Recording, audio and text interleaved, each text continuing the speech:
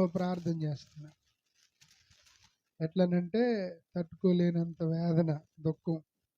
ఏడుస్తున్నా, ప్రార్థన చేస్తున్నా, పాటలు పాడుతున్నా, బైబిల్ చదువుతున్నా. నేను దాన్ని కంట్రోల్ చేద్దామన్నా అది నన్ను ఓవర్‌టేక్ చేస్తుంది.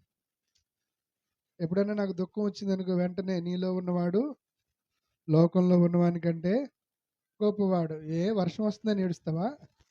ఎండొస్తుందని ఏడుస్తావా? ఇది వెంటనే వెళ్ళిపోద్ది. ఇది పెద్ద విషయం కాదు. గొప్ప దేవుడే నీలోకి వచ్చాడు అని చెప్పని నన్ను నేను అట్లా ఓదార్చుకుంటా, వాక్యాలు గుర్తించుకుంటా చేస్తున్నా. తెలియదు కానీ అక్కడ 3-4 గంటల వరకు ఏడుస్తూనే ఉన్నాను. అట్లాగే మోకాళ్ళ మీద నిద్రపోయాను. నిద్రపోయిన తర్వాత ఎవరో వచ్చి నన్ను వీపు మీద ఒక దెబ్బ కొట్టారు. ఒక దెబ్బ కొట్టడంలోనే ఎదురు ఒక వ్యక్తి నుంచున్నాడు. ఆ వ్యక్తి కళ్ళల్లోకి నేను కాసేపు అట్లా చూశాను అంతే.